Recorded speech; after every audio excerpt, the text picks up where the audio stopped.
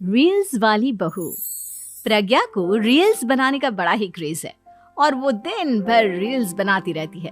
खाते पीते घूमते फिरते घर में कॉलेज में रील्स बनाने के कारण प्रज्ञा पूरे कॉलेज में हाईलाइटेड है। जहां उसकी रील्स सभी को पसंद आते हैं, वहीं मनीषा चिंता में डूबी रहती है। एक रोज जब खाते हुए प्रज्ञा रील्स बना रही होती है, तब मनीषा कहती है, 1 मिनट भी चैन नहीं है इस लड़की को। ये नहीं कि खाना तो आराम से खा ले, लेकिन नहीं, अरे थोड़ी देर रील्स नहीं बनाओगी तो आसमान नहीं टूट पड़ेगा। अरे मम्मी, इसी को तो कहते हैं डिटर्मिनेशन। तुम नहीं समझोगी ये सब। भगवान, इस लड़की को सद्बुद्धि दे। जब देखो तब टेढ़ा बाका मुंह बनाती रहती है। मनीषा की बात का प्रज्ञा पर जरा भी असर नहीं होता और वो खाते खाते रील्स बनाती रहती है। दिन बीतने लगते हैं और देखते देखते प्रज्ञा का कॉलेज भी खत्म हो जाता है। आए दिन कोई ना कोई मनीषा को प्रज्ञा की शादी करवाने का सुझाव दे जाता है।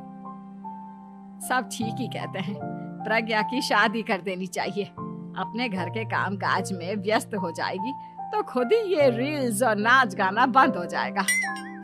मनीषा और प्रेम प्रज्ञा के लिए एक अच्छा लड़का ढूंढने लगते हैं और तभी विकी का रिश्ता प्रज्ञा के लिए आता है, जिसने प्रज्ञा को उसकी रील्स देखकर पसंद कर लिया था। अगले दिन विकी अपने माता पिता के साथ प्रज्ञा के घर पहुंच जाता है और प्रज्ञा साड़ी पहने हाथों में चाय की ट्रे लिए उनके सामने आती है। जब विकी को पसंद है तो हमें भी बहू पसंद है। बहन जी, आप बारात की तैयारी कीजिए। एक बार लड़का लड़की अकेले में बात कर ले तो अच्छा रहेगा। हाँ हाँ, क्यों नहीं। मनीषा विकी को प्रज्ञा के कमरे में भेजती है, जहां प्रज्ञा पहले से ही रील्स बना रही होती है।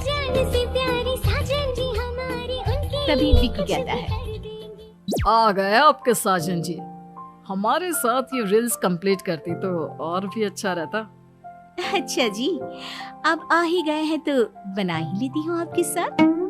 दोनों मिलकर रील्स बनाते हैं। जब वी मीट और तुरंत पोस्ट भी कर देते हैं। फिर विकी कहता है, जब आप साड़ी में चाय लेकर आए तब मुझे लगा कि कहीं मैं गलत घर में तो नहीं आ गया। अब सही है। दोनों की शादी पक्की हो जाती है और शादी के दिन भी प्रज्ञा रील्स बनाने से चूकती नहीं। यहाँ तक कि बारात के समय भी नाचते हुए रील्स बनाती है। सभी लोग प्रज्ञा की तारीफ के पुल बांध देते हैं और प्रज्ञा नाचती गाती अपने ससुराल चली जाती है।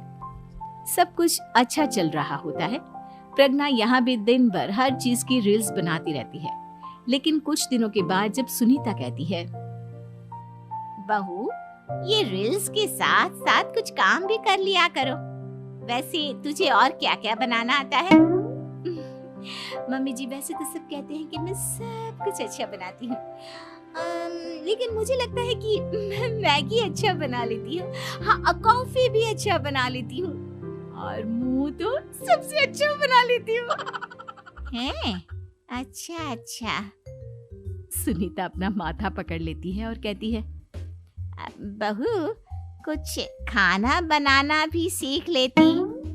मम्मी जी, मैं लंबी प्लानिंग कर रही हूँ। जल्दी ही मैं इतनी फेमस हो जाऊंगी कि मुझे पैसे मिलने लगेंगे। हम दोनों सास बहू राज करेंगे, राज।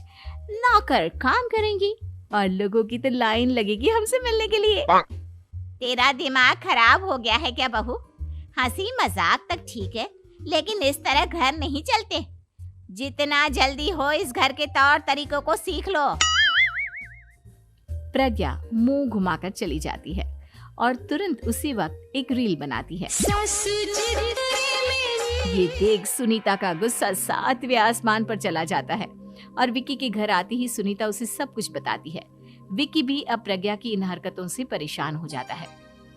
तुम टेंशन मत लो मम्मा, मैं देख लूंगा। विकी कमरे में जाता है तो देखता है कि प्रज्ञा रील्स बना रही है। विकी बड़े ही प्यार से प्रज्ञा से कहता है, प्रज्ञा, इन सब के लिए मैं तुम्हें मना नहीं कर रहा हूँ, लेकिन फिर भी हर वक्त तो ये अच्छा नहीं लगता ना। समझने की कोशिश करो, मुझे भी तुम्हारा थोड़ा वक्त चाहिए। मैं जब ऑफिस से आता हूँ तो मुझे समय देने की जगह इसी में लगी रहती है। तुम ज्यादा ही सोच रहे हो। तुम भी मेरे साथ रील्स बनाओ ना, तुम्हें भी बहुत अच्छा लगेगा। तुम्हें इज्जत से कोई बात समझ में नहीं आती क्या? दिमाग खराब हो गया है तुम्हारा इस चकाचौंध से। अगर तुमने अपना रवैया नहीं बदला तो मैं तुमसे दूर चला जाऊंगा। तुम ही रिश्ता लेकर आए थे, मुझे लड़कों की कमी नहीं थी और ना आज है। विकी दरवाजा पटक कर चला जाता है। धीरे धीरे विकी प्रज्ञा से दूर होता जाता है। एक रोज मनीषा प्रज्ञा के ससुराल उससे मिलने जाती है। तब सुनीता उससे कहती है, बहन जी, अब आई हैं तो कुछ दिन यहाँ रहकर जाइएगा, आप ही का घर है। हाँ मम्मी, बहुत दिन हो गए तुम्हारे साथ एक भी रील नहीं बनाई मैंने। प्रज्ञा तुरंत अपने फोन में रील्स ऑन कर लेती है। ये सब मुझसे नहीं होता। तेरा ये भूत अभी तक नहीं उतरा क्या? बहन जी, आप कुछ कहती नहीं क्या इसे?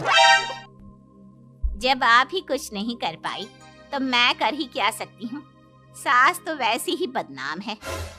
शाम को घर की लाइट चली जाती है और मनीषा प्रज्ञा से कहती है, मेरे घुटनों में बहुत दर्द हो रहा है, तू लाइट का कुछ इंतजाम करना बेटा। अच्छा, कैंडल जला देती हूँ मम्मा। प्रज्ञा गाते हुए कैंडल जलाती है और खिड़की के पर्दे के पास रख देती है। मनीषा, जिसे बहुत दर्द हो रहा है, वो सो जाती है और प्रज्ञा हमेशा की तरह अपने रील्स में लग जाती है। उधर कैंडल की वजह से पर्दा आग पकड़ लेता है और मनीषा के कमरे में आग लग जाती है। बचाओ, कोई है, बचाओ। सभी भागते हैं और विकी कमरे की आग बुझाने में लग जाता है, लेकिन तब तक मनीषा आधी जल चुकी थी। मनीषा की हालत देख प्रज्ञा रोने लगती है। विकी मनीषा को तुरंत हॉस्पिटल ले जाता है और उसे एडमिट कराता है। विकी प्रज्ञा से कहता है, देख लिया ना, तुम्हारे इस नाच गाने की वजह से आज तुम्हारी माँ की जान जाते जाते रह गई। अब पता नहीं तुम और क्या चाहती हो।